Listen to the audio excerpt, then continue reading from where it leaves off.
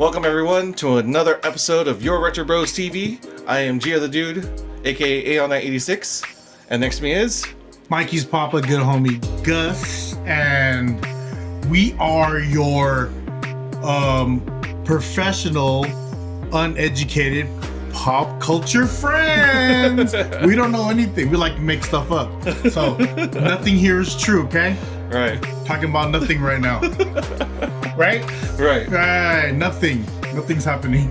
Nothing but fun things. Yes. There you go. Absolutely. And a lot of those fun things involve, for me as a kid, was like going to the mall. Yeah.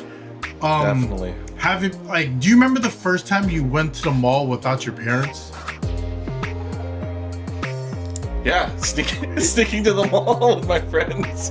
So the first time without your parents, your parents didn't know you went. Right. Were you guys all at someone's house? Was like, hey, you guys want to go to ceremony? You're like, Yeah. all right. It's like we were at my friend's house, and then his older brother was home from college, not doing anything. He's like, hey, you guys want to go to the mall? We're like, can we? That's cool. Right? It's that rush of just like, we're not supposed to be doing this, but we're doing this. Yeah, I remember I took the bus. It sucks. Yeah, but I loved it. I loved it. Time at the mall without, the parentals and, anyone else that kind of like you have to behave around is always good. So, just keeping that in mind, like that time frame in mind for you. There was a lot of important stores in the mall at this time. Some of these stores that don't exist anymore. Yeah. Do you have favorite stores that were like top of top to you and then are no longer with us? I gotta say, like, my top one has to be Electronics Boutique. I know it merged into GameStop, but it had its own... It went Electronic Boutique to EB Games. EB Games. Right. Then from EB Games to GameStop.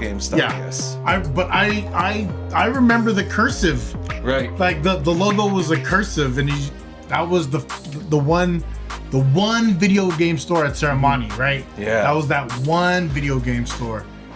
Like they had like I think it was Montgomery Wards or like the Circuit City, and they would have video games there that would be connected to the mall. But that had every game for every console. Right. Yeah. Definitely more like, especially games that were not necessarily like widely popular, but popular within the gaming community that, you would come in and check out the game. They did computer games early. Yes. They were early, like on computer games. If you weren't going to like not even Staples, Office Depot to buy your computer games because the mall didn't have it. Right. There was a big culture for like computer games. Yeah, especially like, okay, you just mentioned it, which is another one, is Circuit City. Was another one. Sorry. Sorry. No, it's okay. Circuit City was a big deal. Circuit City was a big deal because like I remember buying or getting, or not even getting, it was like, it wasn't me. I was basically coaching my ex at the time, my girlfriend at the time, now my ex obviously. But obviously, her first laptop for university in Circuit City. You were coaching her, like telling her which ones to get, like what would be better for her based off of what she's trying to do with it. What were the options at the time? Oh my god, mostly it's like HP, Dell. Dude, you're getting a Dell. Right. Dude, you're getting a Dell. That was such a movement. And people got Dells because of that. Right. Dude, you should have got an Apple. Dude, you should have got a Macintosh. Right. A Macintosh. And like, oh man, yeah, that's around that time, and I ended up getting a Mac. Yeah. So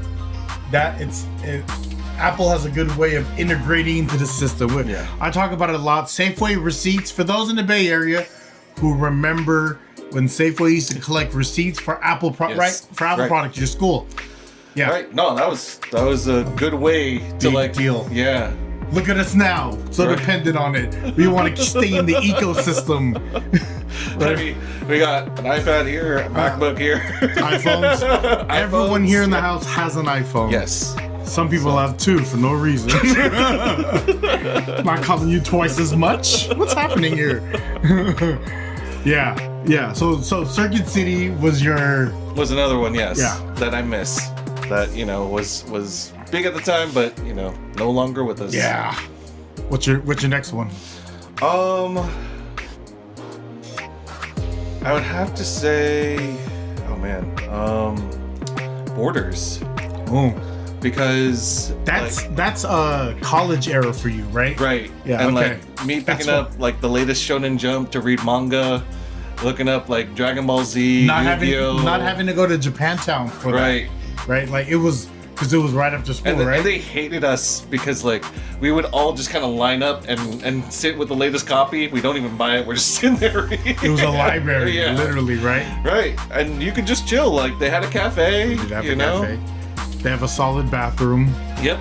But it was always clean. It was not always clean. But well, for the most part, yeah. Solid bathroom. It's a solid, yeah. But at least everything worked. Yeah. Yeah. Oh yeah, that's definitely that era for you because it would be like right after school, right? Yeah. Or in between classes. In between classes too, yeah. Because if you have a fat ass gap. Right. Yeah. 3 hours in between labs. Borders, right? Yeah. Oh, that's crazy. I remember going to Borders. Borders was fun. Borders was like Target without anything to buy. Like it's like a really big book section. Yeah. And a music section and sprinkle of toys here somewhere. Some cardboard. It's like, oh, this is like Target kind of. What was it? They had the wall of magazines and another wall of like Hallmark cards. Yeah. Shout out to Borders, man. Borders was fun. Yeah. And okay, so let me go with mine. For those that know, Sam Goody was a place you could get music. Right. But just a quick hit. Camelot is actually my first, my real one, but Sam Goody was an actual chain.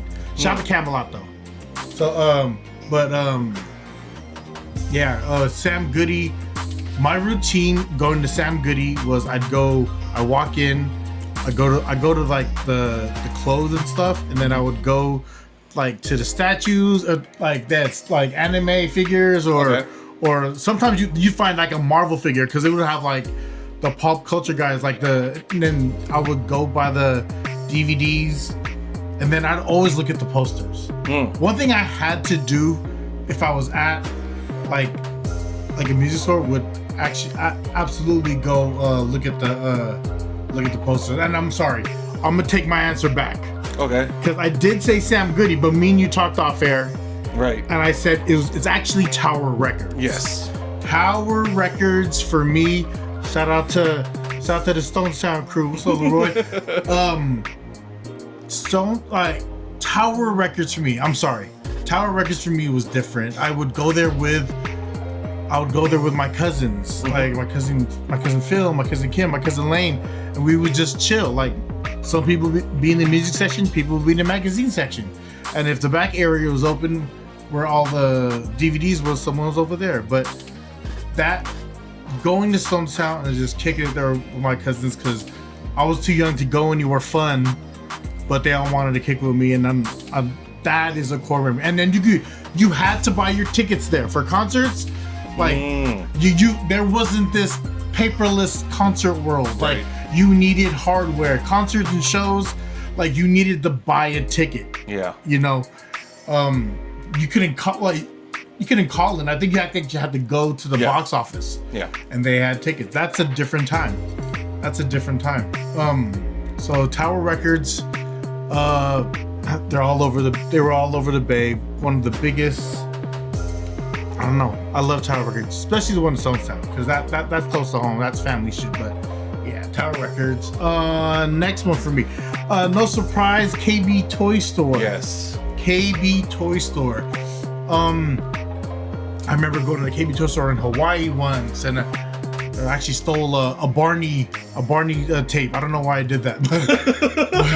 This was like in the 90s, okay? Barney was the dude. But Barney was big back then. Barney's big now. He's still making money. But that's true. That is true. So KB Toy Stores, it was so cramped. But it was, for me, that's a core memory of where we're going to the mall, I'm going to KB Toy Store. Like if it's there, I'm going there. Like even as older as I got, I always went there. The video games, that would be another place to get your video games in the mall. If it wasn't Electronic Boutique, right? It would be before it was like KB and like the other spots, and then when, like you said, when EB Games opened up, then it just made it that focus. But KB was so cramped all the time. I felt like every KB toy store had 30% too much stuff that it made it like a hazard to walk around. You would knock into toys. Yeah. There is a girl section that's just all pink, and there's a boy section, and that's just like dark colors and like Hot Wheels. Yes. And then there was like the preschool section, and that's all they could really fit, and they threw like random toys everywhere, but the games are always behind the counter. Yes. Yeah. I remember the games being behind the counter, and you're just like, well, I just want to see this one game. They're like, okay. Because they didn't have enough staff to have people just stare at the. Yeah, no, KB Toy Stores was different. That was I can see why it didn't hit, right? It was overcrowded. Yeah. And it was disorganized. Yeah, it was, and they tried their best. Right. Yeah. One that's on this list that I seen is Anchor Blue. Ooh, but and quote me if I'm wrong, before it was called Anchor Blue, it was called Miller's Outpost.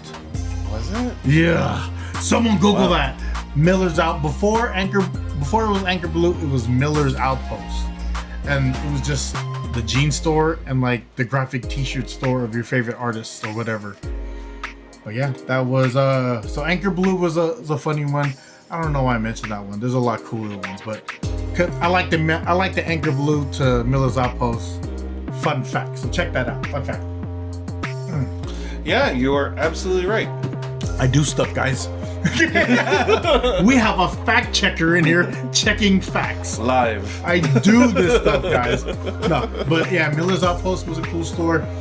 There was an era in the 90s where, you know, everyone was doing overalls, and if you had the money, you would buy your overalls from Miller's Outpost or one of the spots in downtown San Francisco. But in the mall, that's where you could find the cool, the Guess jeans or the Guess jean shorts. Jean shorts was a big deal. Yes. Like I don't want a belt at all. Jean shorts. If I could wear overall jean shorts. Actually, that's really not a good idea. Let's reel that one back. Never mind.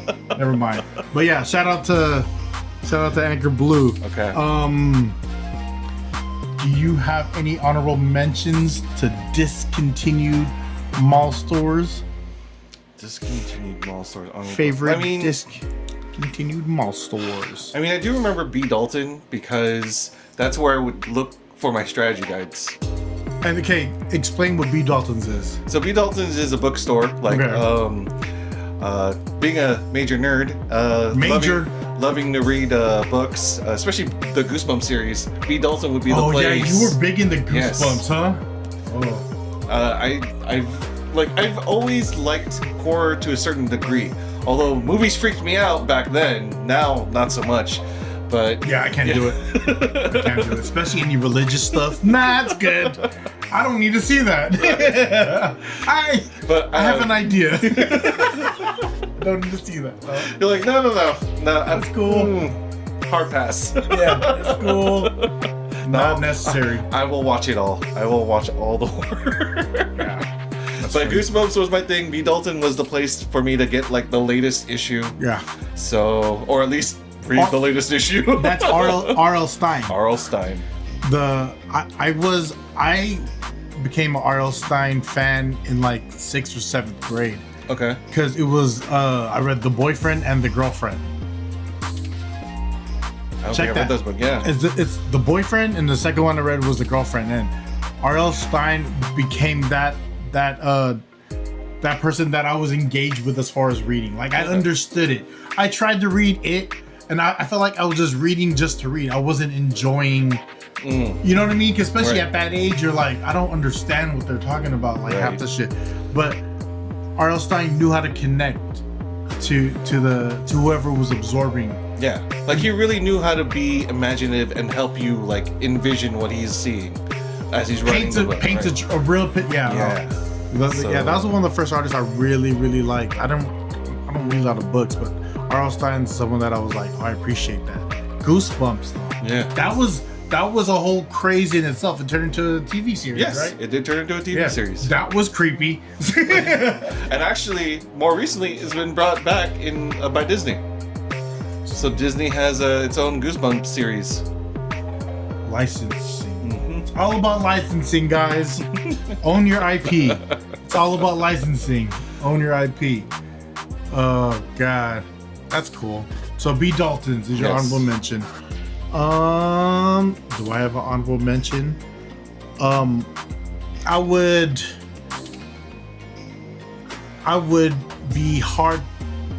it'd be hard for me not to mention this store. Ceremony was a mall that I frequented a lot. Ceremony was that store. I remember the evolution of the store called Sports City. First, it was inside Montgomery Ward's.